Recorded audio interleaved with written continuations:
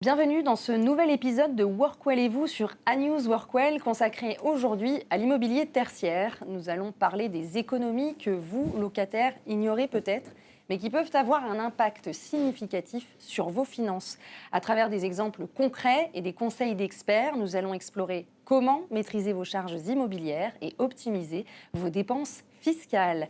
J'ai l'honneur d'accueillir aujourd'hui 3 experts que je remercie. Merci à vous d'être avec nous aujourd'hui. Rafik Soussi, tu es directeur associé chez Nerium, cabinet de conseil en immobilier 100% dédié aux entreprises locataires, cabinet qui vient de rejoindre le groupe Spart. À ma droite, on en parlera tout à l'heure. À ma droite, justement, Antoine Côte-Colisson, bienvenue.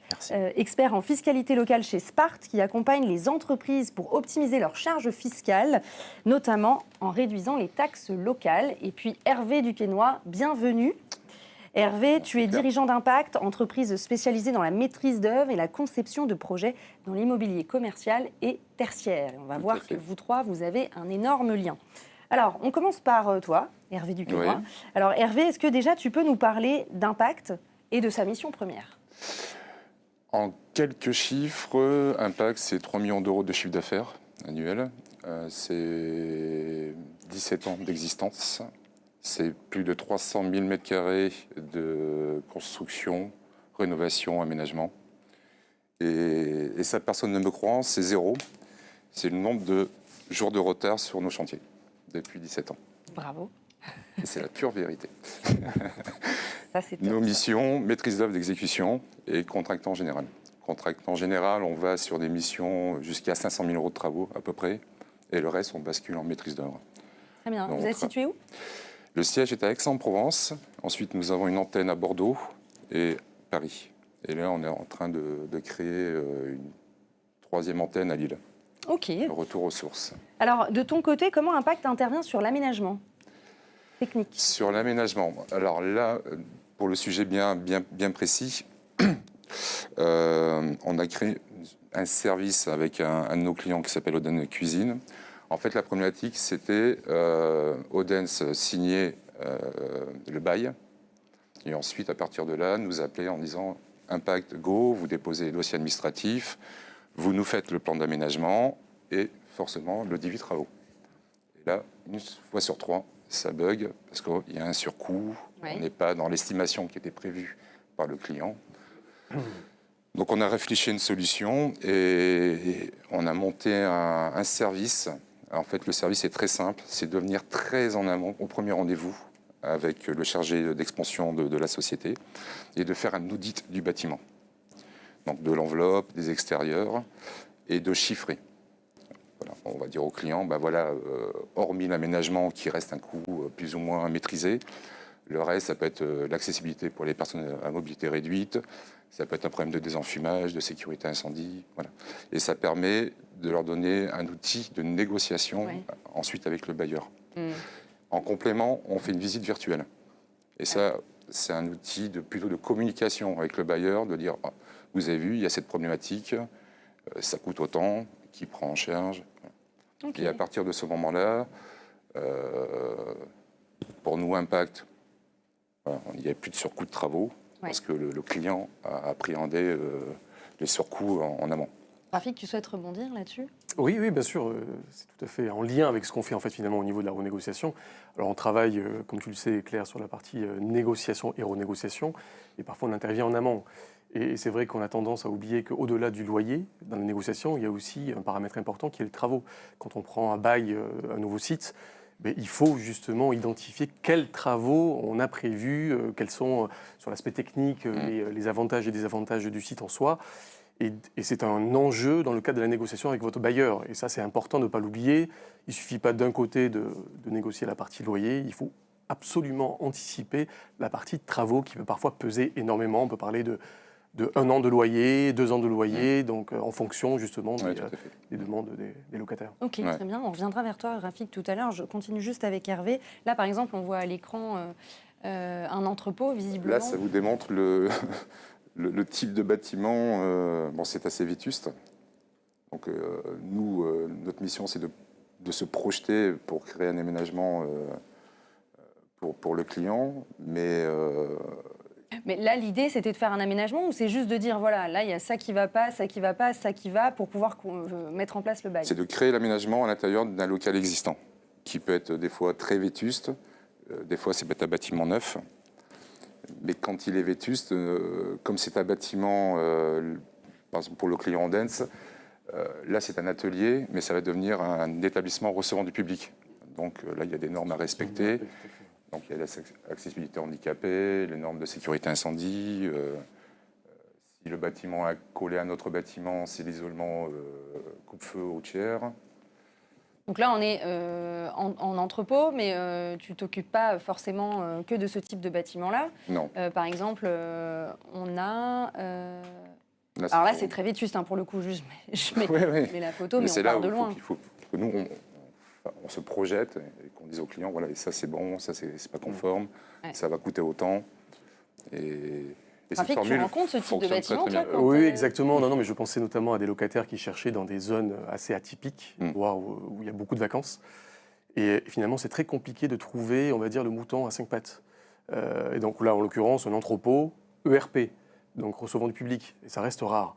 Donc du coup, il y a tout un enjeu derrière de transformation des locaux.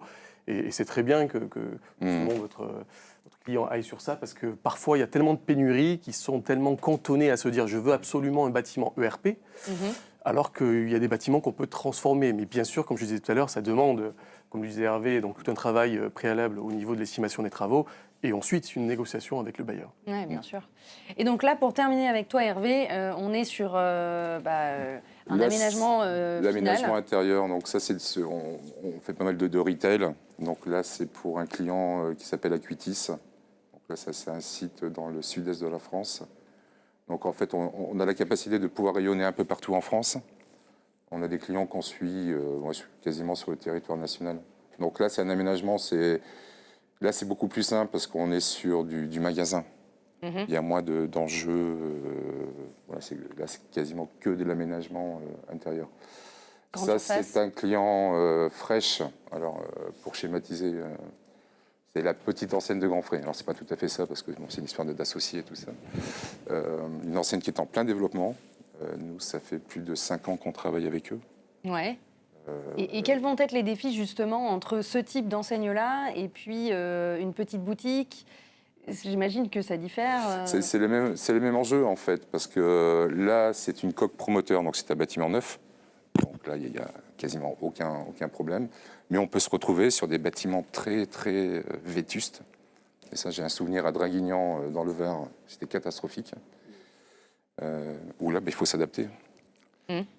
C'est un ancien Carrefour Market, donc on n'a pas pu le visiter totalement en amont parce que... D'où la visite virtuelle peut-être qui est nécessaire à ce moment-là, mais quoique c'est même vous qui la pas, mettez parce en que place. Donc, toute la partie technique, les salariés n'étaient pas au courant qu'il y avait un changement d'enseigne. Donc moi, je prenais mon petit caddie, je regardais un petit peu ce qui se passe, mais ça s'arrêtait là.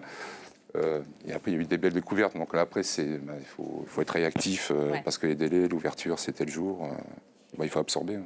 Et du coup, en général, quand il y a négociation, je veux dire, le locataire, par exemple, si vous lui dites il faut faire ça, ça, ça et ça, est-ce que ça ne le freine pas justement dans son désir de reprendre le local, où il se dit ok, on y va, mais... Si, ça peut être le cas. Si moi j'ai estimé des travaux, notamment avec Odense, on était à 200 000 € de travaux en dehors de la partie aménagement du concept. Oui. Rafik, tu as pu rencontrer ce type de situation ? Oui, dans le sens où il y a des travaux qui sont assez conséquents, mais ce qu'on fait en fait, logiquement, après avoir estimé ces travaux, c'est qu'on va en direction du bailleur et essayer de discuter avec lui. Donc ça ne veut pas dire que le bailleur, bien sûr, va prendre en charge l'ensemble, mais en tout cas, on essaie de trouver un équilibre dans la négociation sur l'ensemble de ces paramètres, loyer, travaux et aussi engagement du client. Là, on parle par exemple de coques liées à une enseigne commerciale. En général, quand on fait autant d'investissements, c'est pour y rester un bon moment. Et Tout du à coup, fait, c'est une bonne contrepartie pour les bailleurs qui sont friands justement de locataires qui restent sur le long terme. Donc c'est tout l'objectif effectivement de Nerium, c'est faciliter aussi la communication entre le bailleur et le locataire. Exactement. On va en parler. Donc Rafik Soussi, je le rappelle, Nerium c'est un cabinet de conseil en immobilier, 100% dédié aux entreprises locataires. Depuis peu, Spart, société de conseil spécialisée dans l'amélioration de la performance RH et finance, a fait l'acquisition de Nerium. Qui veut commencer pour nous parler de cette acquisition et de son objectif premier? Je peux parler tout d'abord de quelques chiffres, en tout cas pour Nerium, avant l'acquisition et notamment sur 2024. Hein. Donc, comme tu l'as dit, Claire, nous comptons parmi nos clients de grandes sociétés, notamment du CAC 40, mais aussi des PME. On accompagne nos clients sur différentes thématiques, la stratégie immobilière, l'audit de parc immobilier, alors que ce soit sur l'aspect juridique, mais aussi financier, dans le cadre de négociations et de renégociations, la renégociation des baux commerciaux, et également la recherche de locaux, dont on parlait tout à l'heure avec Hervé. En quelques chiffres sur 2024, donc nous sommes actuellement et toujours 15 collaborateurs passionnés d'immobilier. Nous avons accompagné en 2024, et ça continue encore, une cinquantaine de clients sur une soixantaine de missions. L'équipe a audité plus de 1200 baux et nous avons négocié plus de 1000 sites. Voilà, des négociations qui sont menées conjointement par des consultants, on va dire, qui ont un background financier, mais également par nos juristes. D'accord. Voilà, et donc, comme tu le disais, fort de ce développement, on a fait le choix justement de se rapprocher du groupe Spart fin d'année 2024 pour venir donner encore plus de dynamisme à notre développement. Le groupe Spart, je laisserai Antoine compléter, mais en tout cas très connu sur la partie optimisation ressources humaines, charge des ressources humaines. Donc, premier poste de dépense finalement des entreprises. En venant faire l'acquisition de Nerium, ils viennent attaquer le deuxième poste de dépense qui est l'immobilier. Très bien. Tout à fait. Effectivement, le cabinet Spart, donc c'est un cabinet qui existe depuis 14 ans maintenant. Aujourd'hui, on a plus de 2500 clients. Initialement, effectivement, le cœur de métier de Spart, c'est l'optimisation des charges sociales. Et au fil du temps, les clients Spart ont eu de nouvelles problématiques. Et la volonté du cabinet, ça a été de répondre à ces problématiques, notamment via le volet fiscal. Donc avec un développement d'un pôle fiscalité sur lequel on va retrouver la fiscalité locale, la fiscalité corporate et nationale. Et effectivement, le rapprochement Spart-Nerium aujourd'hui sur le volet fiscalité locale crée une sorte de pôle immobilier puisque Nerium et Spart, on va toucher au patrimoine de nos clients et justement sur la réduction de leurs coûts, que ce soit sur les charges et les baux ou leur fiscalité directement. Oui. Très bien, merci Antoine. C'est ce dont on va parler justement aujourd'hui, la réduction des coûts, c'est ce qui vous intéresse. Rafik, justement, comment vous conseillez chez Nerium vos clients dans un premier temps? Alors, comment on les conseille? Alors, sur différents aspects, hein, comme je disais, donc il y a la partie loyer, mais pas que finalement, puisqu'il y a la charge locative qui pèse un point important. Hein. D'ailleurs, on parlera tout à l'heure d'un graphique qu'on s'est amusé à faire au sein de Nerium. Donc, on a d'une part le loyer, en effet, qui pèse 70% avec l'assurance, et d'autre part, on a 30% qui se répartissent entre les charges locatives et les taxes. Et si tu veux, dans un premier temps, on fait tout un audit de l'existant, du parc locatif de nos clients pour voir dans quelle mesure et sur quel axe, finalement, on peut aller les aider. Comment ça se passe, cet audit? Vous vous appuyez sur quoi? Alors, on s'appuie bien sûr sur les baux commerciaux, le bail commercial. Donc là, je reparlerai tout à l'heure de l'avant-signature de bail. Là, en l'occurrence, on parle de sites qui ont déjà été pris à bail, donc avec des baux signés. Donc, on appréhende l'ensemble des baux commerciaux. Et là, pour ce faire, on s'appuie sur deux compétences, finalement. L'aspect financier, comme je disais, avec des consultants chez nous qui travaillent notamment sur tout ce qui est valorisation des loyers, comparaison du positionnement du loyer par rapport à un benchmark. On a la chance au Nerium d'avoir une base de données de plus de 20 000 références. Donc du coup, ça nous aide justement à périmétrer et benchmarker les loyers de nos clients. Donc ça, c'est un premier aspect sur l'aspect financier. Et sur l'aspect juridique, nos juristes décortiquent un petit peu le bail commercial. C'est vrai qu'il y a une technicité du bail commercial à proprement dit, et nos juristes sont vraiment formés sur les baux commerciaux en soi, et elles nous aident à identifier les clauses qui peuvent être préjudiciables pour nos clients et aller chercher des éventuelles anomalies dans le cas de refacturation de charges ou de trop perçus. Alors, concernant la répartition des coûts immobiliers, quels sont justement les postes de coûts les plus sous-estimés? On voit là, ça s'affiche un graphique. Est-ce que tu peux nous l'expliquer? Exactement, donc comme je disais tout à l'heure, donc on a les loyers d'une part qui pèsent 70% et le reste, entre les charges locatives et les taxes, on a 30%, sachant que les taxes pèsent 10% sur les 30%. Et finalement, Hervé tout à l'heure l'évoquait, la partie travaux reste un poids important. D'ailleurs que ce soit avant signature ou après. Et c'est un point sur lequel il faut être absolument vigilant.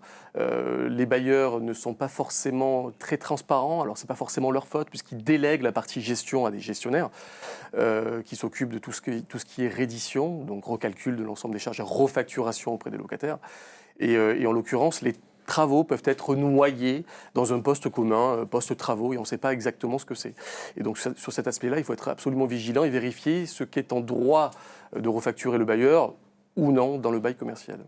Alors tu parlais justement de juristes qui étaient spécialisés chez vous pour décrypter ces contrats. Comment on les décrypte, comment on identifie, on a une grille Alors exactement, peut-être qu'on va la voir à l'écran.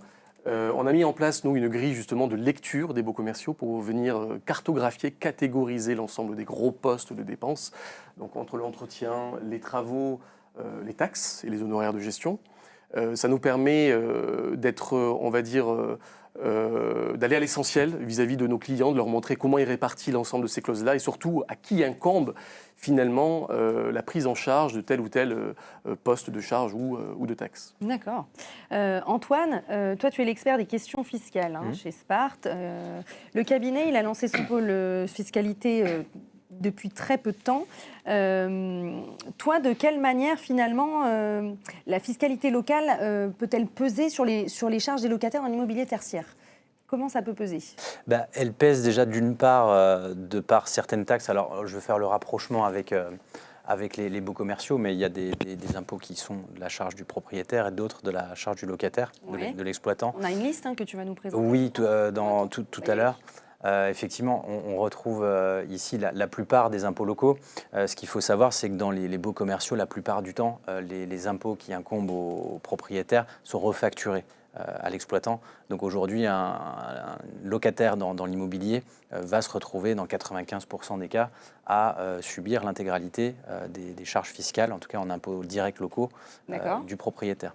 Ok, et ça c'est légal C'est des clauses qui sont prévues dans les baux de manière générale. On pense en premier lieu à la taxe foncière qui quasi systématiquement est refacturée et Nerium vérifie justement si ces clauses dans les contrats sont bien respectées, si la taxe foncière doit être refacturée.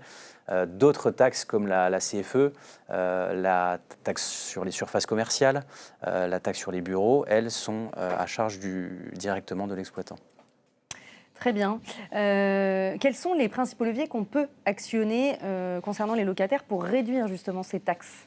Alors, les principaux, dans un premier temps, c'est déjà pouvoir se rapprocher du bailleur, puisque le redevable direct, je vais parler de la taxe foncière essentiellement, puis c'est le plus gros poste de dépenses au niveau fiscal, qui en est redevable légal, c'est le propriétaire, qui va refacturer ensuite au locataire. Donc nous, si on va agir, c'est au nom du propriétaire.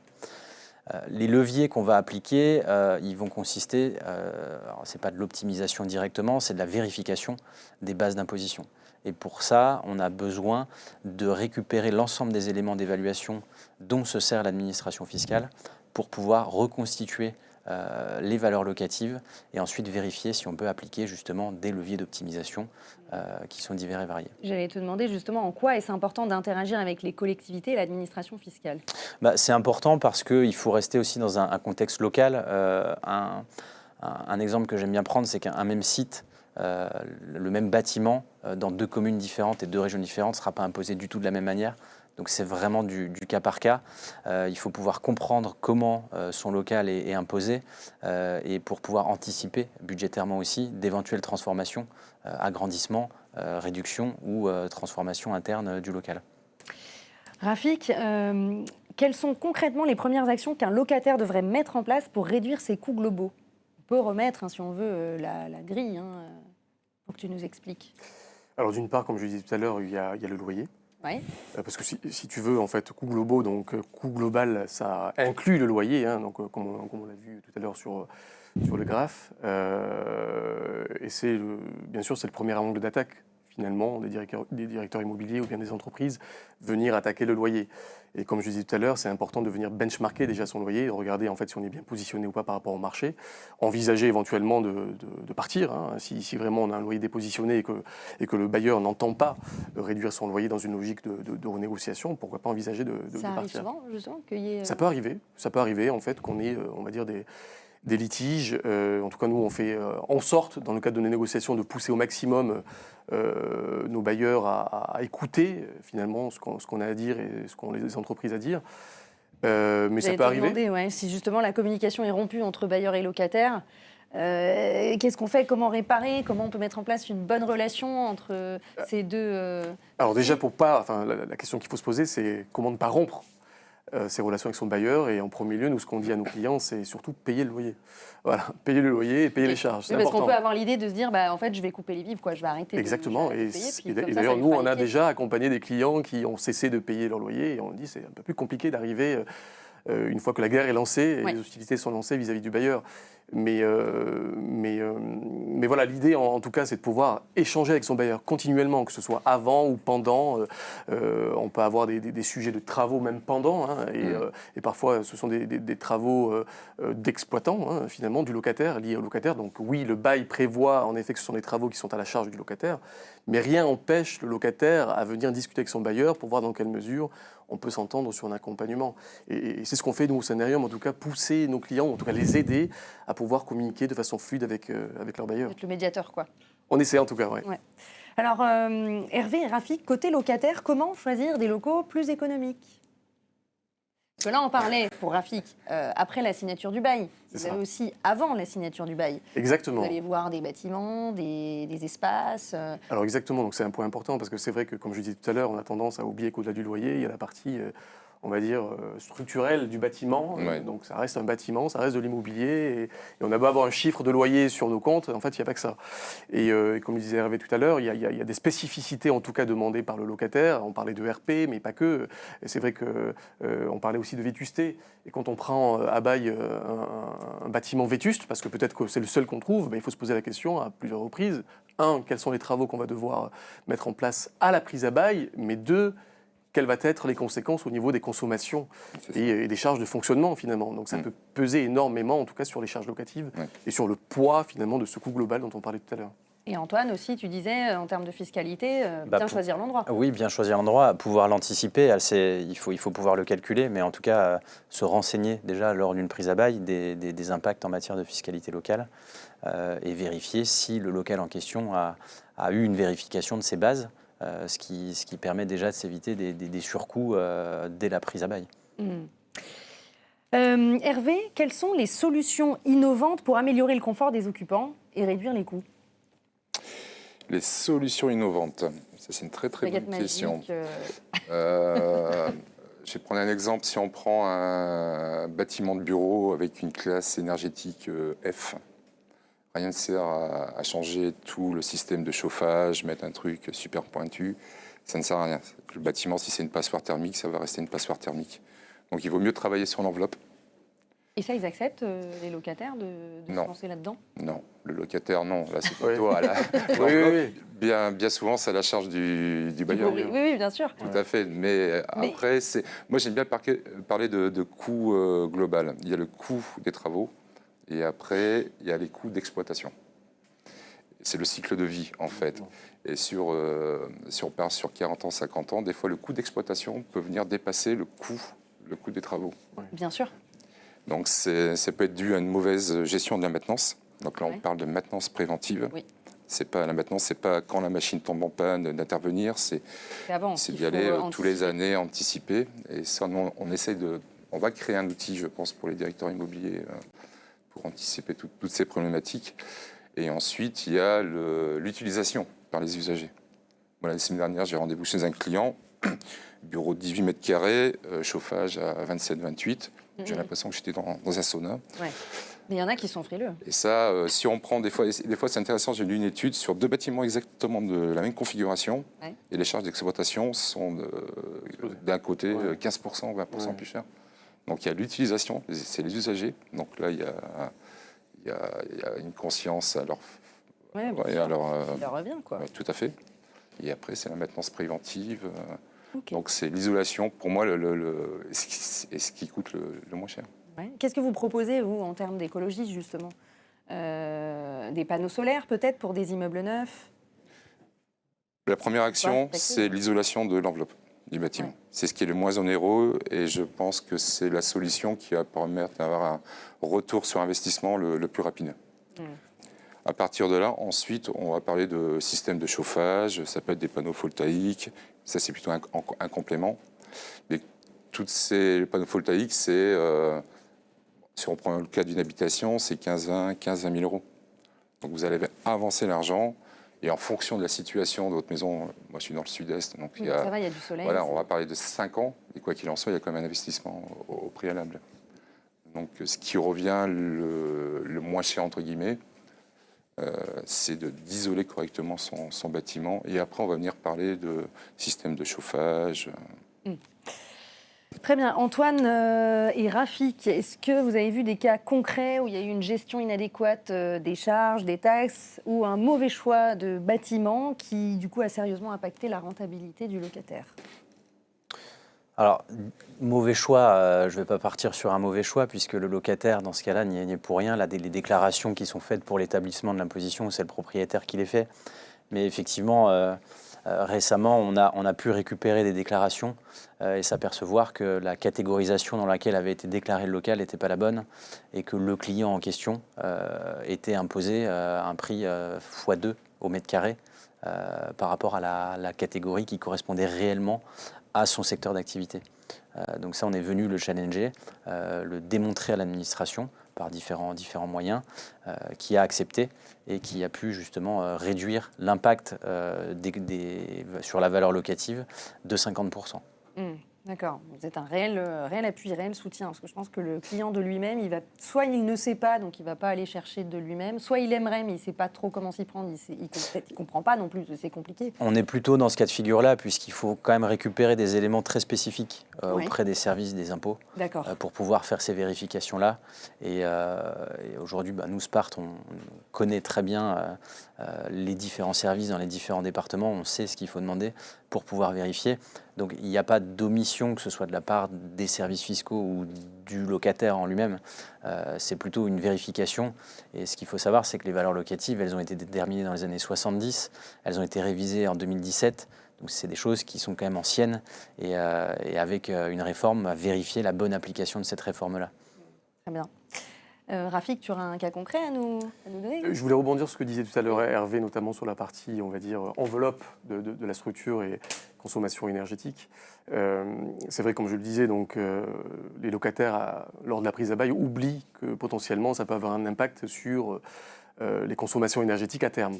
Et du coup, nous, ce qu'on invite systématiquement, en tout cas nos clients à faire, c'est de demander, avant même de signer le bail, un budget de charge, pour avoir une visibilité sur finalement ce qui les attend. En général, le bailleur sait à peu près ce que consomme le bien, etc. Il peut projeter en fonction de l'exploitant ce qu'il y a à voir. Et c'est vrai que c'est parfois oublié, justement, le budget de charge, parce que c'est une prévision, les bailleurs le fournissent sans trop le fournir. En général, ce sont les agents immobiliers qui fournissent une estimation, mais les bailleurs ont la possibilité de fournir ça lors de la prise à bail. C'est un élément important. C'est bon à savoir.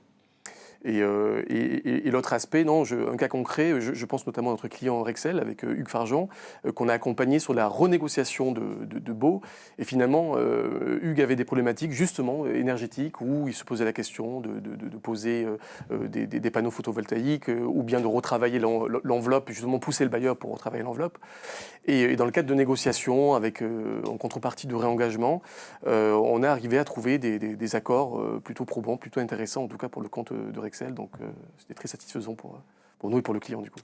Super, moi, je suis contente pour Hugues Fargeon qu'on connaît bien.